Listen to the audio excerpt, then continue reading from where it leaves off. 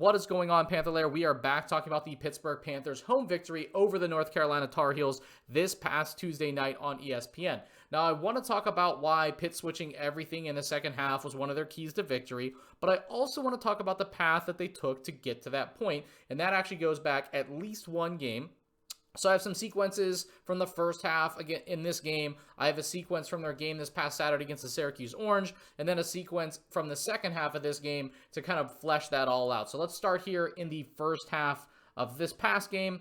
And you'll see that anytime Guillermo Diaz-Graham is on the floor, the opposing team is going to try to put him in ball screen situations, and it's pretty obvious why. So this is going to play out here. You're going to see RJ Davis is going to have this ball screen set for him. Now, I have said that the Pitt guards haven't done a great job navigating screens. They trail quite a bit. That still was a little bit of the case here, and that's another reason why I think they adjusted the switching in the second half.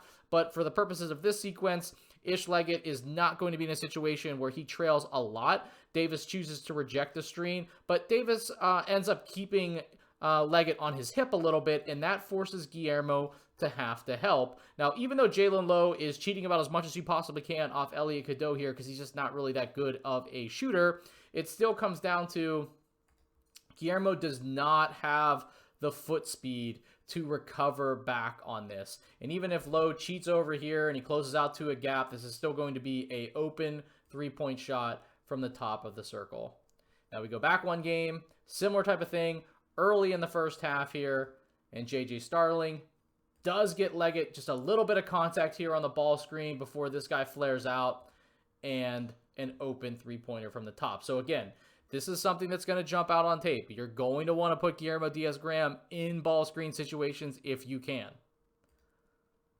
So we're going to look at three sequences here, all from the first half, and this is pretty much the most common action that UNC ran against Pitt in the first half, and they tried it in the second half. So this is going to be kind of this like rip screen, back screen in conjunction with a inside ball screen set around the wing here. And so like the timing of this isn't always the same, but this is a very common action that UNC tried to run a ton of times, and there's good reason. They were successful. So you see what happens here is that Lowe gets caught on these screens just a little bit. This one just a little bit, but Guillermo Diaz-Graham has already established a low drop point. But this basically just turns into an empty side ball screen with a really good passer in Cadeau.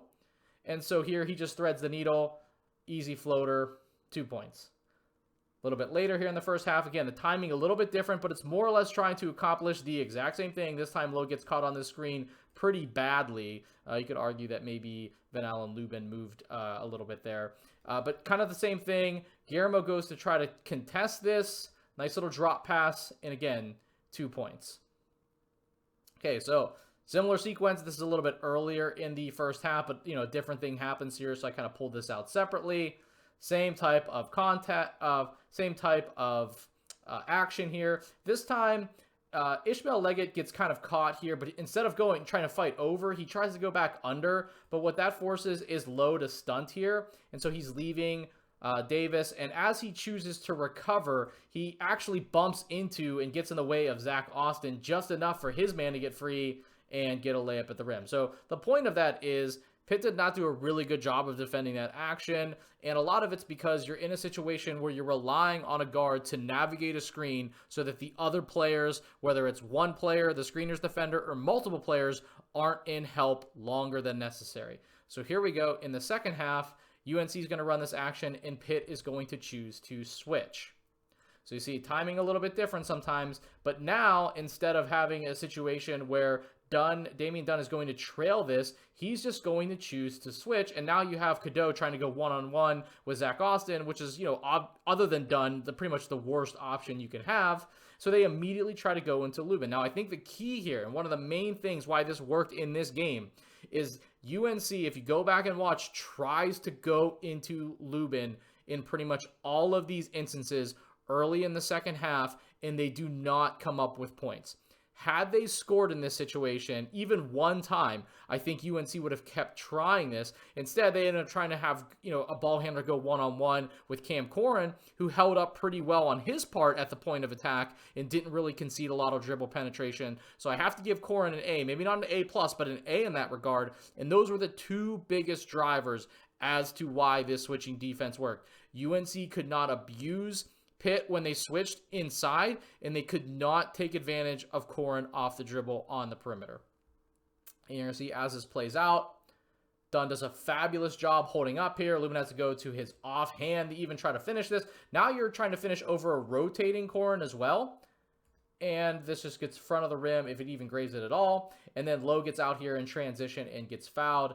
I think Lowe did a really good job of pushing the ball when he had an opportunity as well. So to me, again, the keys were as to why the switching defense worked. The interior players, so the smaller guard that switched on to Lubin, had to be effective and had to hold up well. They did. And then on the other side of it, or kind of the extended part of the floor, Corin had to do a good job on the perimeter, not losing the point of attack, not being a liability, and for the most part, he was as well. So that's kind of why I think this worked in this situation. Will this work all the time? No. If one of those things doesn't work, then I think Pitt's going to have to probably throw a different look in here, or maybe they're just scoring enough and maybe it doesn't matter if you just, win 50-50 here. But I think those are the two things that stand out. It's one of the reasons they won, and broke it down for you guys here.